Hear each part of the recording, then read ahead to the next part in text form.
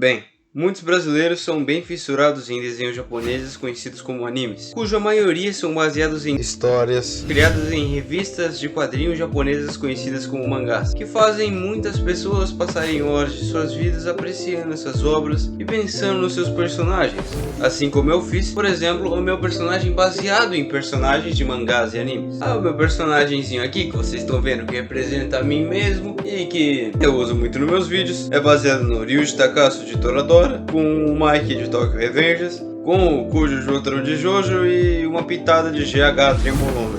Mas a gente passa tanto tempo assistindo essas coisas do estrangeiro que a gente acaba querendo fazer coisas assim. Muita gente sonha em criar suas próprias obras do tipo, para poder alegrar as pessoas da mesma forma a qual foram alegradas por essas criações. Mas uma das maiores barreiras para isso é o território. Afinal, essas obras são típicas do Japão, que é do outro lado do mundo. Eles falam uma língua que é muito difícil de aprender e por isso fica difícil.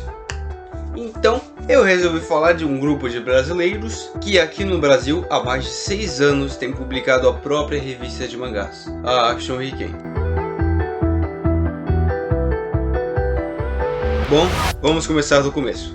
Fábio Jesse e seu irmão Lucas Jesse fundaram um estúdio de criação de quadrinhos chamado Estúdio Armon em 2012. No começo deste estúdio, alguns dos quadrinhos publicados foram A Princesa Bernardes e A Princesa Prudence, e foram a partir deles que eu conheci esse estúdio. Ambos os quadrinhos são uma história em sequência de um jovem que namora princesas bem problemáticas que conheceu pela internet, e elas são tudo menos princesas encantadas.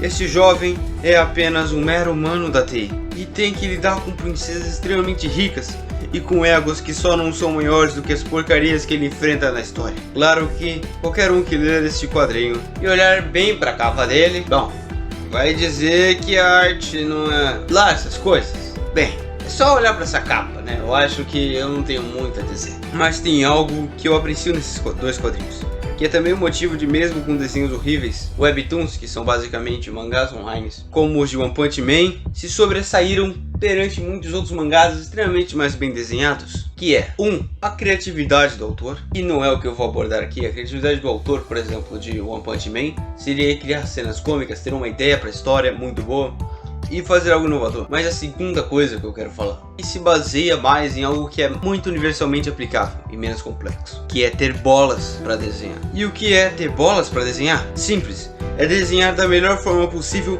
usando as técnicas que você conhece sem arredar o pé, e fazendo da melhor forma que puder os desenhos, mesmo que forem amadores ou que não fiquem tão bem assim, e tendo convicção na própria arte. Mesmo sabendo que não é bom, você não precisa fingir que pode fazer, mas você tem que fazer isso e entregar seu desenho com periodicidade, com força, vontade, desenhar. Homens e mulheres que desejam ser quadrinistas vão ter que aprender a fazer isso, a ter bolas para desenhar, a deixar as inseguranças de lado quando está desenhando e só mandar ver. Mas voltando para o assunto, por que eu estou falando tanto de bolas para desenhar? Simples. Essa característica se mantém como algo que representa o amor do criador do estúdio por quadrinhos e principalmente no estilo mangá. Vejam, muitos estúdios de arte com quadrinhos são fundados tentando manter o estilo japonês, mas a maioria acaba falindo bem rápido aqui no Brasil. E por isso creio que o amor do criador do estúdio pelas histórias japonesas e também a coragem dele em mostrar o seu trabalho e esforço, independente do que vão dizer, que fazem o estúdio continuar firme e forte até os dias de hoje. Mas vamos falar agora do que fez os leitores das obras do estúdio o acompanhassem de verdade, e o que eu estava falando no começo do vídeo. No ano de 2015, há 6 anos atrás, foi criada uma revista mensal de quadrinhos no estilo japonês da Weekly Shonen Jump, a Action Hiken. Eu vou explicar primeiro o que é esse modelo da Weekly Shonen Jump. O modelo da Weekly Shonen Jump, ou Shonen Jack, é a seguinte: você tem um grupo limitado de mangás que são publicados toda a edição da revista. E essa revista é publicada semanalmente, trazendo todas as semanas novos capítulos das obras presentes nela. Mangás como Naruto, Dragon Ball e One Piece vieram desse modelo de revista. Após acumular um certo número de capítulos, que é entre 5 a 10, se não me engano, é possível fazer um volume da obra, que é uma versão impressa única que compila os capítulos e tem algumas coisinhas extras. Quando você vai comprar um mangá de One Piece, por exemplo, você está comprando um volume do mangá, compreendeu? E a cada 5 e 10 capítulos é feito um novo volume. Bem, no caso da Action Hiken, o modelo deles é mensal. Então basicamente a única diferença é que ao invés de sair toda semana, sai todo mês. Atualmente estamos na 73ª edição da Action. E ela mudou muito com esses anos. Então vamos começar do começo. Em 2015 eles fizeram uma pequena seleção de autores de outras revistas para conseguir aqueles que fariam as obras da primeira edição da Action Weekend, que foi editorada assim como todas as seguintes pelo editor-chefe Fábio Jesse Dalforo. Ela, assim como as primeiras revistas da editora, apresenta algumas obras com traço meio questionável. E... peraí, isso aqui é o Sanji do Paraguai? Ace? Oh meu Deus! O que fizeram com o Zoro? Ele virou o Alec Fumaça. Tá, parei. Eu sei que tem bastante coisa que poderia ser alvo de zoeiras aí. Aliás, é alvo de zoeiras porque na União Mangás, esses primeiros capítulos da revista estão disponíveis. E as pessoas que começam a ler a revista Action Weekend acham que ela se reduz a só isso e costumam surgir lá pra zoar. O que eu diria ser bem desanimador. Mas vamos falar de coisas interessantes, das partes mais legais dessa revista. E até ainda nesse primeiro volume, nessa primeira edição da Action Weekend. No começo da revista, haviam 5 séries de mangás, um one shot e tirinhas do Super Bolha, o maior herói da história, desenhado por Lucas Jesse Dalforo.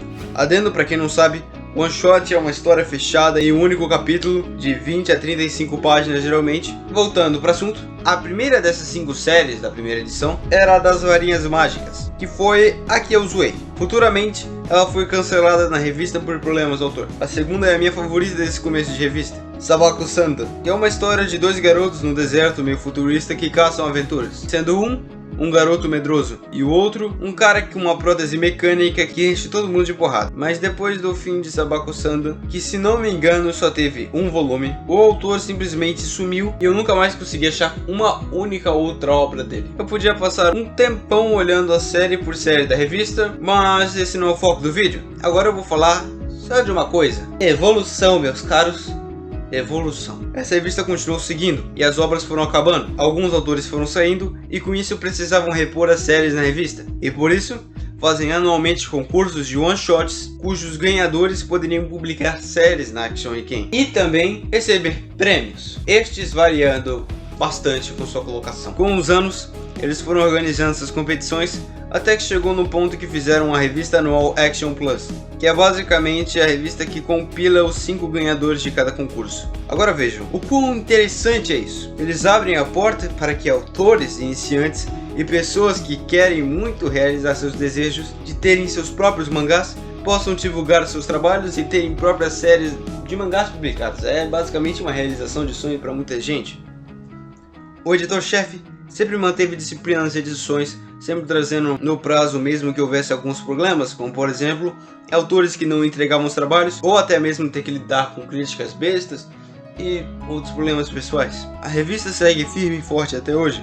E bem, deem uma olhada para vocês compararem a evolução da revista. Essa é a capa da primeira edição da Action. Essa é a capa da edição de número 54 da Action. Dá para perceber a diferença gritante, não é? Essa revista segue evoluindo à medida que se profissionaliza cada vez mais e um dia talvez chegue a um nível de uma grande revista de mangás como a própria Shonen Jump. Bem, tenho muito a falar dessa revista, mas aí o vídeo vai ficar longo demais para minha pessoa, eu, mero mortal, editar, cortar e gravar também, porque tá complexo. Então, tô pensando em fazer alguns vídeos no canal lendo de 1 a 1 capítulos dessa revista com os amigos. Se gostarem da ideia, comentem e me deem sugestões de novos temas de vídeo. Eu acho que será divertido a gente ler em conjunto esses mangás. Eu posto uns vídeos mais descontraídos de vez em quando, lendo umas edições dessa revista, e eu acho que dá certo, vai ser interessante. Bem, fiquem com Deus e até o próximo vídeo.